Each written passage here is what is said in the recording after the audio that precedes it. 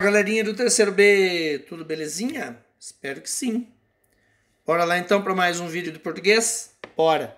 Peguem fazendo favor a apostila Aprender Sempre, que a gente já está usando, né? Volume 1 ainda, muita calma nessa hora.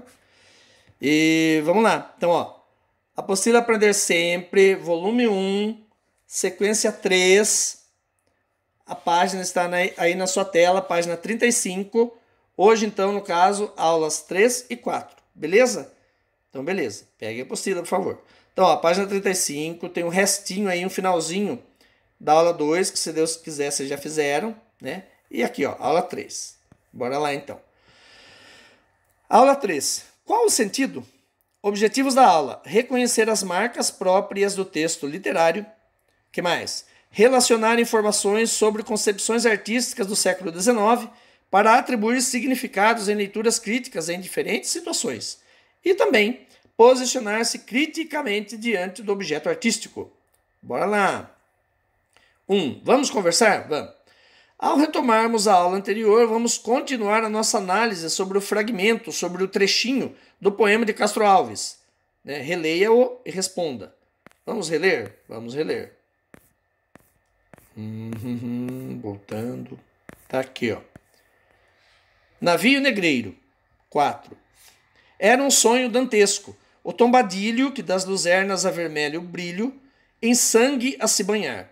Tinir de ferros, estalar de açoite, legiões de homens negros como a noite, horrendos a dançar. Negras mulheres suspendendo às tetas magras crianças, cujas bocas pretas rega o sangue das mães.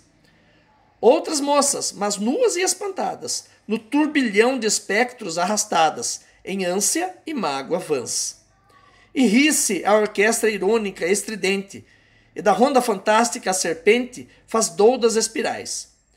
Se o velho arqueja, se no chão resvala, ouvem-se gritos, o chicote estala, e voam mais e mais. Presa nos elos de uma só cadeia, a multidão faminta cambaleia, e chora e dança ali. Esse dançar, na verdade, que ele fala, gente, não é dançar de verdade. É ser sacudido por causa do balanço do barco, na verdade, né?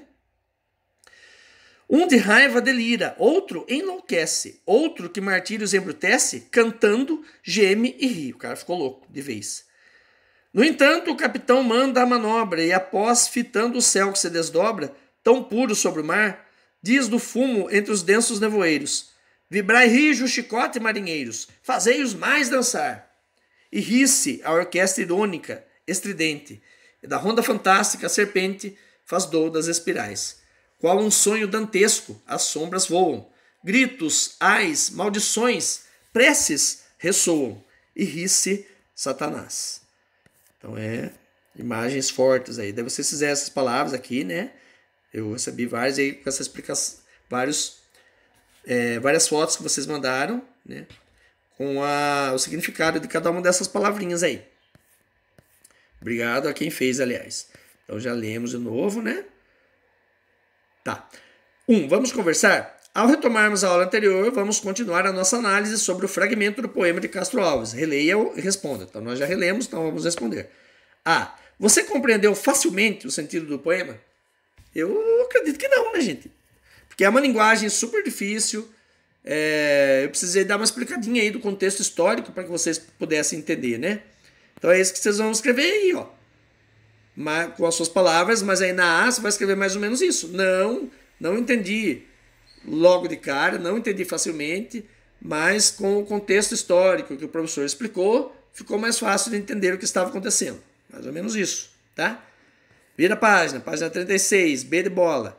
As expressões utilizadas pelo autor são de fácil compreensão? Aí também claro que não, né, gente? Tanto é que vocês precisaram fazer todo um vocabulário lá. Então, coloca aí do seu jeitão também. Não são de difícil compreensão, porque são expressões antigas, muito rebuscadas, né? Muito rebuscada quando o cara escreve difícil, vamos dizer assim. Tanto é que precisei fazer um vocabulário e tal. Tá? C. É visível no texto a intencionalidade do autor? Ou seja, você lendo, né, no caso hoje, relendo esse poema do Castro Alves, é fácil para a gente perceber a intenção dele? O que ele queria mostrar com esse poema? Só fazer um poema e boa? Ou será que ele tinha uma intenção por trás? O que ele estava denunciando? O que ele estava mostrando que havia de errado na sociedade? Né? Tá fácil, né? Olha lá. 2. Construindo sentido.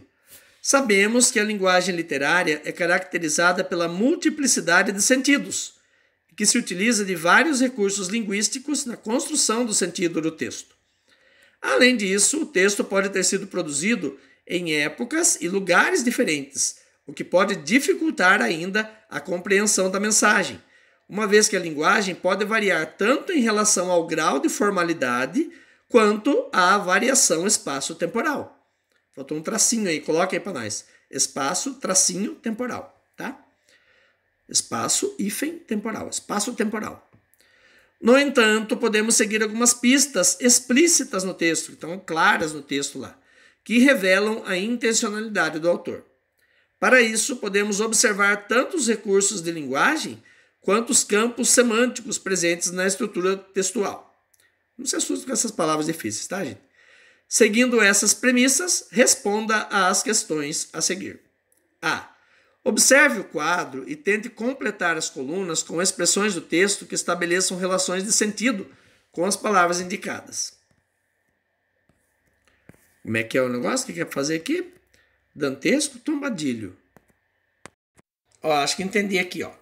Que nem lá no texto tem falando que o tombadilho é dantesco. Então, o que você vai fazer? Tem quantas linhas aí? 1, 2, 3, 4, 5, 6. Ó, tem 6 linhas, né? 2 colunas, 6 linhas. Você vai voltar lá no texto, no poema O Navio Negreiro, e vai achar 6. Aqui, achamos. Voltamos, né? Vai achar mais 6 palavras aqui. Quer ver? Por exemplo, crianças. Tá aí nas segundo verso da segunda estrofe. Magras crianças cujas bocas pretas. Acharam aí? Então você vai colocar, ó, na coluna, naquela tabela. Na coluna da esquerda, você vai colocar... Não, perdão. Naquela tabela, na coluna da direita, né, embaixo do tombadilho, você vai colocar, por exemplo, crianças. E daí do lado esquerdo, você vai colocar um adjetivo que tem aí no texto que esteja relacionado a crianças. No caso aí, ó, magras, né? O que mais que pode ter aqui, não? Ó, primeiro verso da terceira estrofe e também primeiro verso da última estrofe, que são iguais. Errice a orquestra irônica, estridente. Então, vai lá na tabela, coloca do lado direito, embaixo do tombadilho lá, orquestra. Daí depois do lado esquerdo você coloca, sei lá, escolhe uma, irônica, né, que é uma característica da orquestra. Ou então, estridente, que é uma característica da orquestra. Entenderam? Então, ó, voltando lá na tabela. São 6 palavras desse poema do Navio Negreiro, ó. 1, 2, 3, 4, 5, 6. Você vai pegar 6 palavras do poema do Navio Negreiro e vai colocar do lado direito, aí, embaixo do tombadilho aí. E daí do lado esquerdo, embaixo do dantesco, você vai colocar 6 características, uma característica para cada uma dessas palavras que você escolheu, tá? Crianças, magras, orquestra, irônica, e assim vai, beleza? B de bola. Considerando as respostas da questão anterior, qual ambiente é apresentado no poema? Na verdade, é só você ver o título do poema que você vai sacar na hora. Mas não basta colocar só isso. Só o título do poema. Coloque se é um ambiente, nossa, agradável, um cruzeiro marítimo, adoraria estar lá passeando, atravessando o Atlântico com eles, ou será que é um cenário de filme de terror? Né? Acho que tá fácil essa, né? C. Quais são as pessoas descritas ao longo do texto? Quem são as infelizes personagens principais desse texto? Tá fácil também. 3. O poema é construído a partir de 3 campos semânticos que indicam ambientes e pessoas. Além disso, percebemos alguns verbos indicando ação e que representam 2 campos semânticos distintos. Tá, calma nessa hora. Olha lá. A. Retire do texto as expressões verbais e organize-as conforme a semelhança de sentidos, relacionando-as aos agentes das ações. Aqui é o seguinte, ó, na A da 3, o que você vai fazer? São 2 linhas só, então para facilitar a vida de vocês também, você vai pegar duas expressões lá do poema do Navio Negreiro e vai colocar assim, por exemplo, ó, em ordem direta, como se você estivesse falando normal, não em linguagem poética, sabe? Por exemplo, o capitão do navio mandou chicotear os escravos. Né? Isso numa linha. E na outra linha você coloca, por exemplo, as mães escravizadas davam de mamar a seus filhos. Sabe? Pega duas cenas, vamos dizer assim, lá do poema do Navio Negreiro e coloca uma cena em cada linha aí, sabe? De um jeito normal, sem ser em linguagem poética, em prosa que a gente chama, né? Contando normal. Então, ó, recapitulando o que você vai fazer na ADA 3. Você vai pegar lá do texto do poema do Navio Negreiro, duas cenas, vai colocar aí uma cena em cada linha. Ou, por exemplo, o capitão mandou chicotear os negros e outra, sei lá, alguns escravos acabavam enlouquecendo, ou as mães, mesmo sem ter o que comer, davam de mamar a seus filhos. Você vai explicar nessas duas linhas duas cenas que acontecem nesse poema aí do Navio Negreiro, tá? B. A partir das respostas anteriores e considerando que o poema apresenta espaços, personagens e ações, tente narrar as cenas descritas no texto. Então, nessas duas linhas, você vai fazer um resuminho em prosa, né, em linguagem normal, vamos dizer assim. O poema fala sobre a travessia do Navio Negreiro e de como era difícil a chegada deles aqui no Brasil e tal, com as suas palavras, tá? Em apenas duas linhas, então não vai dar muito trabalho. Aula 4. O que isso quis dizer? Objetivos da aula: reconhecer as marcas próprias do texto literário e inferir, ou seja, deduzir o sentido de palavras ou expressões em textos literários do século XIX. 1. Vamos conversar? Vamos. Ao retomarmos a aula anterior, vamos continuar a nossa análise sobre o fragmento do poema de Castro Alves. Releia-o e responda. Mas de novo, já releio. A. Mas tá igual, louco? Ah, tá igual. Você compreendeu facilmente a linguagem do texto? Tá igual. Coloca de novo. Não compreendi porque é um texto muito antigo e tal. B de bola. O sentido da linguagem utilizada pelo autor é entendido de forma simples e explicitamente, ou seja, está na cara? Não, né, gente? Estão meio que repetindo as perguntas, mas enfim, né? Vai lá, responde de novo. Não, é difícil entender explicitamente, foi necessária a explicação do professor, papapá. Vira a página. 2. Entendendo a linguagem. Sabemos que a linguagem literária é constituída de múltiplos sentidos. E, para tanto, se vale de recursos linguísticos. Sabemos que a linguagem literária é constituída de múltiplos sentidos e, para tanto, se vale de recursos linguísticos, como as figuras de linguagem, lá de novo, e da própria organização da estrutura textual. A partir das informações, responda. A. Qual seria a intenção do poeta ao apresentar a expressão metafórica sonho dantesco, logo no primeiro verso do poema? Então, aqui deixa eu dar uma luz para vocês aqui, ó. Vocês colocaram lá o significado de dantesco, eu vi que vocês mandaram, né, a foto para mim. Dantesco quer dizer horrível, feio demais, horroroso e tal. Mas por que tem esse nome, dantesco? É por causa de um cara, mas especificamente por causa de um escritor chamado Dante. Pois é. Um escritor chamado Dante Alighieri, que viveu na Itália e morreu exatamente 700 anos atrás. Aliás, esse ano se comemora os 700 anos da morte do Dante Alighieri. Ele morreu em 1321.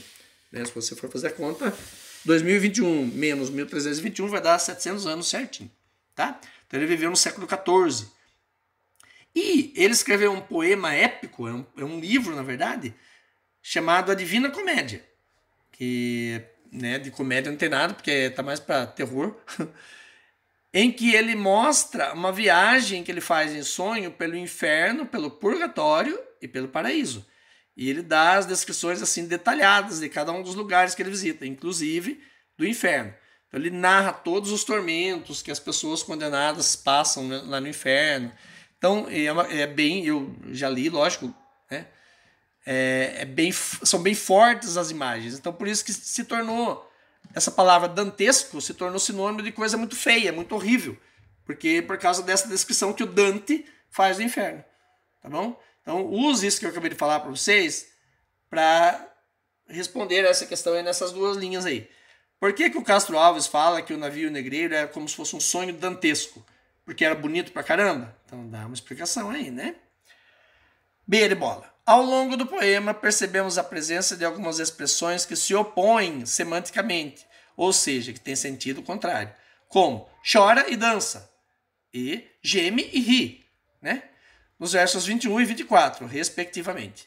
A quem se referem essas expressões e o que revelam sobre essas pessoas? Então você vai voltar no poema de novo, não vou voltar, porque senão vai ficar indo, voltando na tela que enche o saco. Mas volta aí na apostila. Ele está falando aí, ó, no verso 21, tem lá, ó, chora e dança. Quem que chora e dança? E no verso 24 está escrito lá, geme e ri. Quem que geme e ri? É isso que ele está perguntando. Tem duas linhas, né? Faz uma primeira linha para o chora e dança e a segunda linha para o geme e ri. Ó, a quem se referem essas expressões e o que revelam sobre essas pessoas? Então, volta lá no poema, vai no verso 21 e vê quem que chora e dança. E coloca por que ele chora e dança. Vai no verso 24, vê quem que geme e ri e coloca aí por que ele geme e ri. Tá? C. No contexto semântico do poema, semântico, gente, é do significado, escreve em cima aí. No contexto do significado do poema, que demonstra uma situação infernal, olha lá, dantesco, infernal, pois é, e horrenda, percebemos a presença simbólica das palavras orquestra e dança. Em que sentido essas palavras são usadas e a quem se referem? O dança, eu já falei nesse vídeo, eu acabei de falar para vocês, que não é dança de verdade. Eles estão sendo jogados de um lado para o outro por causa do movimento caótico do navio negreiro. Tá? Então essa dá uma explicação aí com as suas palavras do que significaria essa dança aí. E a orquestra, gente, na verdade nada mais é do que a tripulação do navio. A hora que o capitão do navio manda lá, né, os caras chicotearem os escravos. Essa que é a orquestra. É o pessoal que está batendo nos escravos. Então, ó, o pessoal, eu iria mais longe ainda. Sabe o maestro que fica com a batuta ali na frente, conduzindo a orquestra? Então, esse pessoal, né, os tripulantes do navio com seus chicotes, os chicotes são como se fosse aquela batuta, conduzindo, né, a dança dos negros.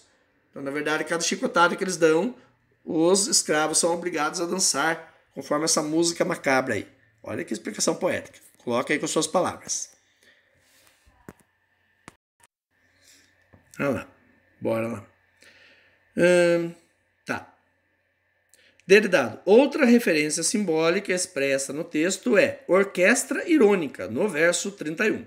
Por que a orquestra é considerada irônica? Já falei também, né, gente? Primeiro porque não é uma orquestra de verdade, né?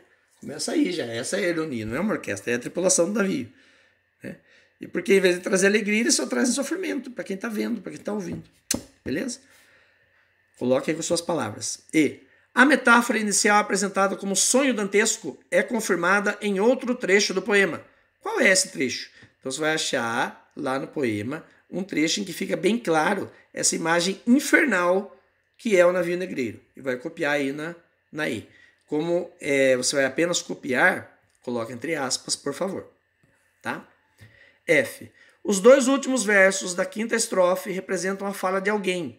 A quem pertence essa fala e o que ela revela sobre as cenas descritas no poema? Os dois últimos versos da quinta estrofe. Vamos voltar lá agora, fiquei curioso. Adorei voltar aqui na tela, um saco, né? Para vocês aí é mais fácil. Vamos lá, 1, 2, 3, 4, 5. Vibrar rijo o chicote, marinheiros, fazei-os mais dançar. Ah, tá. Quem que tá falando isso? Tá claro, né, gente? Quem que dá ordens no navio? Né? Tá bem claro. Achei que fosse mais difícil um pouco. Voltando, voltando, voltando, voltando. Olha lá, os dois últimos versos da quinta estrofe representam a fala de alguém. A quem pertence essa fala? Quem que falou aquilo lá? Quem que manda no navio? Pois é. E o que ela revela sobre as cenas descritas no poema?